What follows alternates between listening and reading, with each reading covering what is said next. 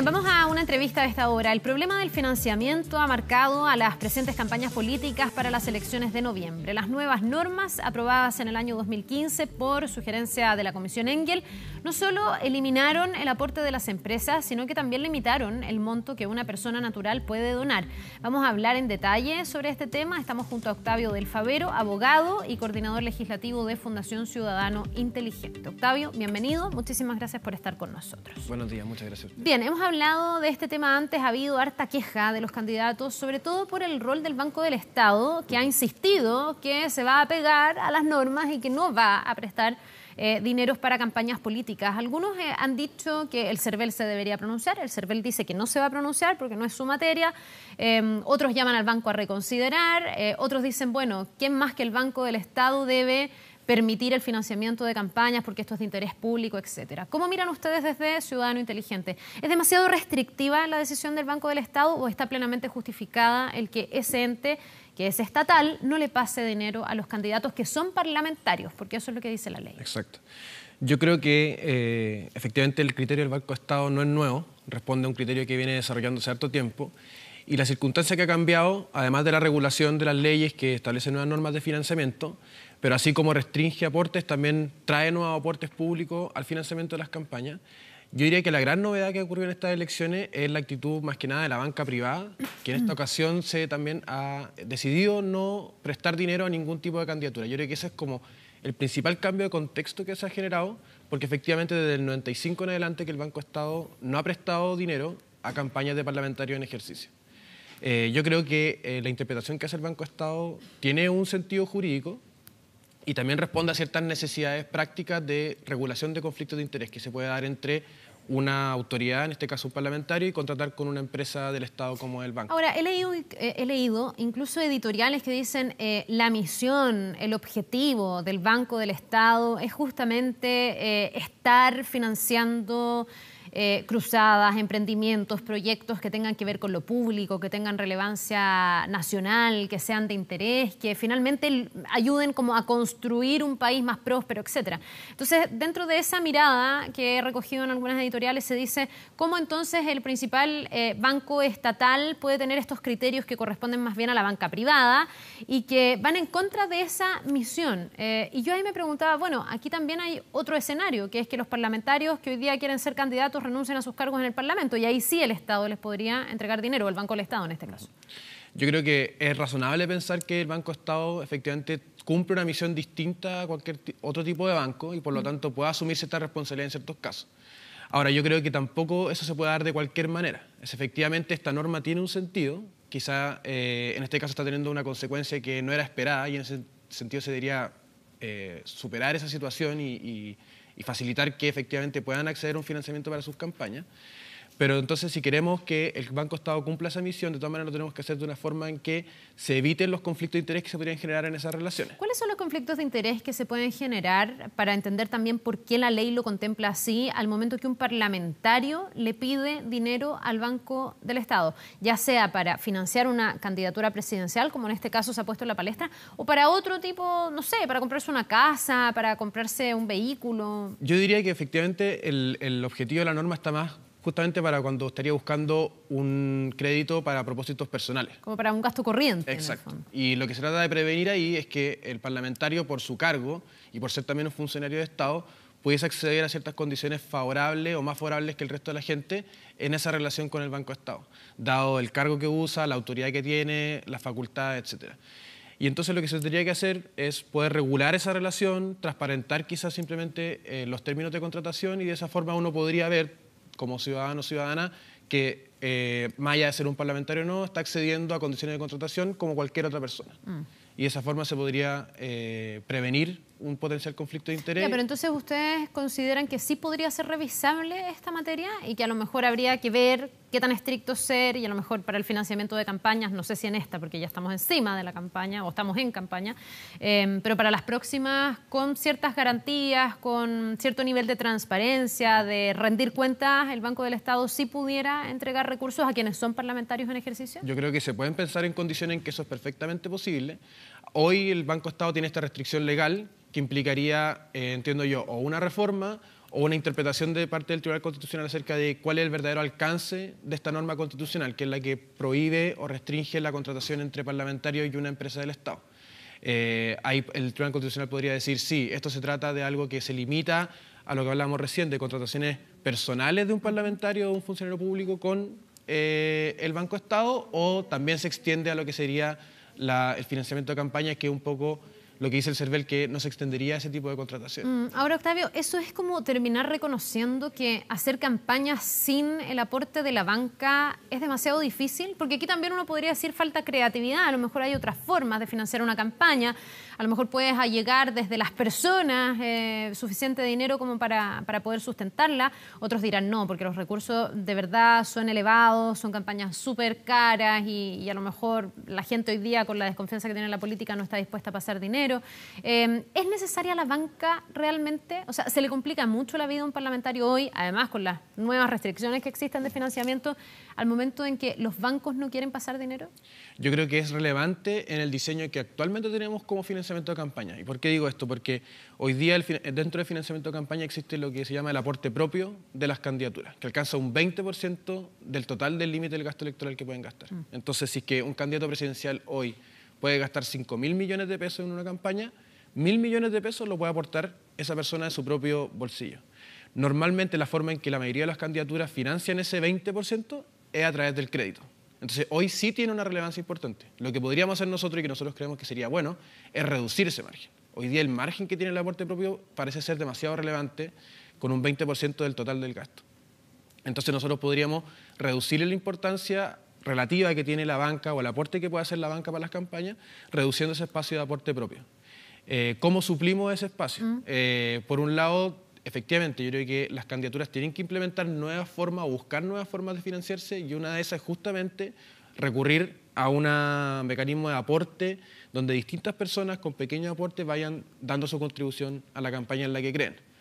Hoy nosotros no hemos visto un esfuerzo sistemático, bien pensado de parte de las candidaturas para implementar un tipo de financiamiento de esa forma. Por otro, uno también te puede pensar cómo el Estado puede adelantar o hacer más efectivo el adelanto de dinero que hace a las campañas. Efectivamente, en las campañas hay un valor público. A nosotros nos interesa que la ciudadanía vote informada y las campañas tienen ese propósito. Entonces, hoy también el Estado, el fisco, hace soporte a las campañas, pero luego de las elecciones, más allá de un pequeño adelanto que hace al comienzo. ¿Cómo podemos canalizar mejor esos recursos o garantizar que esos recursos lleguen de una forma efectiva y permitan a las candidaturas desenvolverse de forma oportuna y no solamente después o a propósito de los votos que recibe? Tú decías, faltan como formas más inteligentes y bien pensadas de recolectar estos dineros. Mientras tú decías esto por parte de la ciudadanía, yo me acordaba del caso del Podemos en España. El Podemos lo que hizo fue pedirle a sus adherentes aportes de un determinado monto. Voy a decir algo pequeño, no sé, 10.000 pesos que cada uno aportó. Pero después el Podemos se comprometió a devolver, porque en el fondo con la cantidad de votos obtenidos también recibieron una devolución y a cada uno de los aportantes se les devolvió el dinero. Yo eso acá no lo he visto, porque en general es el pedido de apórteme con 1.000, 5.000, 10.000, lo que usted quiera, pero después, bueno, esa plata se quedó para la campaña y eso puede ser un buen negocio para un candidato. En cambio, si tú lo devuelves, se genera esta ida y vuelta con tus adherentes. Exacto, yo creo que ahí efectivamente hubo una reflexión acerca de cómo motivar a la ciudadanía a aportar una campaña. Y yo creo que también lo que puede estar esperando la ciudadanía también a la hora de que le piden soporte y su voto es una injerencia en cómo se están construyendo también las reflexiones, los planteamientos de las campañas. Y eso implica también otro tipo de relación, no solamente de dame tu voto, dame tus recursos, sino que también ven a participar de este espacio, de esta alternativa política. Y yo creo que eso también es algo que sería bueno que se profundizara y que en el fondo las campañas sirvieran como una oportunidad para que esa interacción sea más intensa. Recordemos un poco cuánto puede aportar una persona natural hoy día a las campañas, porque aquí lo que se trató de hacer es poner un muro con las empresas. Hemos visto, y hasta el día de hoy, hasta hace muy poco, hasta ayer, antes de ayer, vamos teniendo repercusiones de este financiamiento irregular de campañas anteriores. La idea es que eso no vuelva a suceder, por tanto las empresas, las personalidades jurídicas no aportan, pero sí las personas naturales. ¿Cuánto? ¿Cuál es el margen?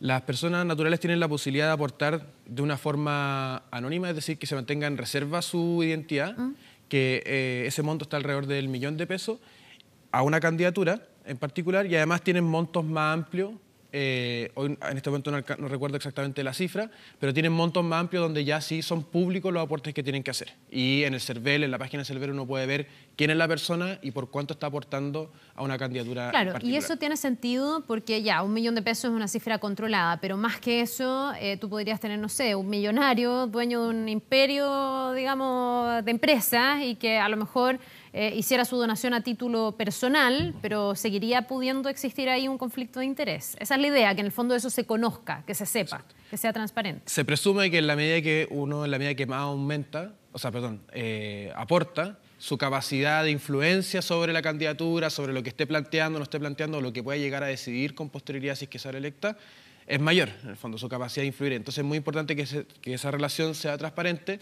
y de esa forma uno pueda contrastar cómo está tomando decisiones la candidatura, cómo está tomando decisiones la autoridad y si puede tener alguna relación con ese aporte que se hizo en algún momento. Ahora, dentro de los incentivos que tienen o los no incentivos que tienen los ciudadanos para aportar, podría estar no solo esto de que no te devuelven el dinero o que no hay una mecánica muy clara o que no hay una suficiente participación y un espacio de incidencia, sino también que la gente muy a contrapelo vio que una de las modificaciones que se hizo es que hoy día los partidos políticos sí reciben financiamiento permanente por parte del Estado. Mucho se discutió en su momento si estaba bien o mal. Mucha gente te decía, no, yo no quiero financiar a los partidos políticos, ¿por qué me van a sacar de mis impuestos si a mí no me gusta la política, etcétera?